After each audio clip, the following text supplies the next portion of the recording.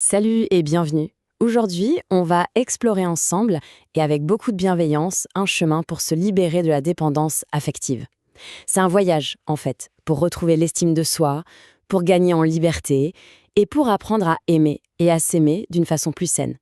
Prends juste un instant pour te poser ces questions. Est-ce que ça résonne en toi? Si c'est le cas, sache une chose très importante. Tu n'es absolument pas seul ou seule à ressentir ça. Ces sentiments, c'est souvent le signe d'une blessure. Une blessure que beaucoup de gens partagent et surtout une blessure qui peut vraiment guérir. Et ça, c'est un point vraiment essentiel à comprendre, sans se juger.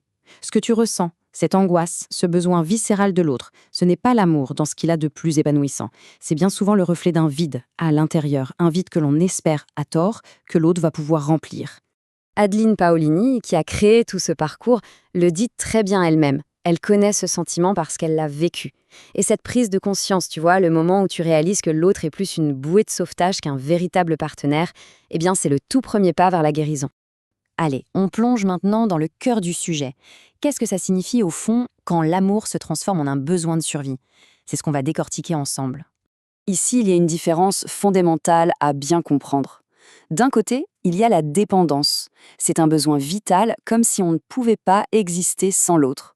On cherche tout le temps sa validation, son approbation, et quand il ou elle n'est pas là, c'est le vide, l'angoisse totale. Et de l'autre côté, il y a l'amour sain. Là, c'est un choix. On choisit de partager un bout de chemin, mais on reste une personne à part entière, avec ses propres amis, ses passions. C'est un sentiment de liberté, de plénitude, et pas du tout un sentiment de manque. Bon, mais alors, d'où est-ce qu'elle vient cette angoisse? C'est super important de comprendre ses racines pour pouvoir s'en libérer. L'idée, ce n'est pas de chercher des coupables, mais plutôt de se regarder avec plus de compassion. En fait, la dépendance affective, elle prend souvent racine très tôt dans notre histoire. Ça peut venir de manque affectif pendant l'enfance, d'une peur panique de l'abandon, qu'il soit réel ou juste ressenti. Ça peut aussi venir de cette idée qu'on doit mériter d'être aimé, ou même de certains traumatismes.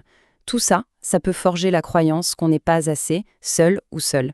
Et pour ne rien arranger, il faut dire que notre culture adore entretenir ce mythe de la moitié manquante.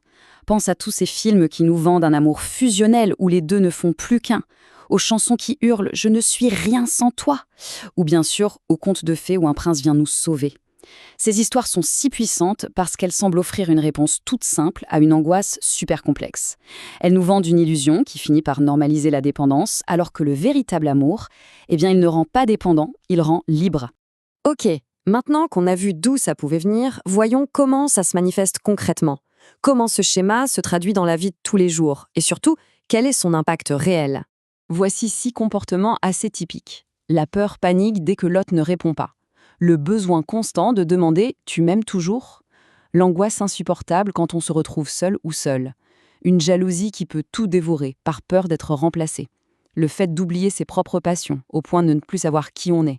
Et enfin, se sacrifier, accepter des choses inacceptables juste pour ne pas perdre l'autre. Peut-être que tu te reconnais dans un ou plusieurs de ces points. Et le truc, c'est que tout ça, ce n'est pas anodin du tout. Le coût est énorme. Sur le plan émotionnel, c'est une anxiété quasi permanente. Sur le plan physique, ça peut être l'épuisement, un mauvais sommeil. Et côté relation, ça mène souvent à des dynamiques toxiques, à s'isoler et finalement à perdre complètement de vue qui on est vraiment. Mais, et ça c'est vraiment le message le plus important, il y a une sortie, il y a un chemin vers la liberté. Et on va regarder ensemble, étape par étape, à quoi il ressemble. Alors, voici les 4 grandes étapes. D'abord, la prise de conscience. Juste accepter de voir la blessure sans se taper dessus. Ensuite, il faut reconstruire son estime de soi. Comprendre que ta valeur vient de l'intérieur, pas du regard de l'autre. La 3e étape, c'est apprivoiser la solitude, de la voir non plus comme un ennemi, mais comme un moment de paix avec soi. Et enfin, développer son identité. Mais qui es-tu en dehors de cette relation? C'est quoi tes passions à toi? Et voilà le but du jeu, arriver à un amour sain. C'est quand tu choisis d'être avec l'autre, librement. Pas parce que tu as l'impression que ta vie en dépend. C'est quand chacun a sa propre vie, ses amis, ses activités. C'est quand tu peux dire ce dont tu as besoin sans avoir la trouille que l'autre parte. C'est un équilibre, une danse à deux, pas une question de survie. Et la bonne nouvelle, c'est que ce chemin, tu peux le commencer dès maintenant. Voici 3 petites choses toutes simples. 1. Tenir un journal pour te reconnecter à ce que tu ressens vraiment. 2. T'offrir un rendez-vous solo, un ciné, un café, une balade juste pour toi. Et 3. Avant de faire quelque chose, te poser cette question magique, est-ce que je fais ça par amour ou par peur? La réponse est souvent très, très éclairante. Ce qu'il faut retenir de tout ça, c'est que tu as en toi le pouvoir de guérir, vraiment. Et surtout que tu n'as pas à faire ce chemin tout seul ou toute seule. Laisse ces mots résonner un peu. La dépendance affective, ce n'est pas une condamnation à vie. Tu n'es pas cassé ou brisé. Tu es déjà une personne complète. Le voyage, c'est simplement de réapprendre à s'aimer, à se faire confiance et à se sentir en sécurité par soi-même. Alors voilà, si ce qu'on a partagé aujourd'hui te parle et que tu sens que c'est le bon moment pour toi d'aller plus loin, n'hésite surtout pas. Adeline Paolini t'invite à faire ce premier pas. Tu peux réserver un appel découverte, c'est totalement offert et ça n'engage à rien.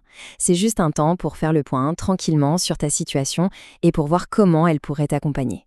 Prends bien soin de toi.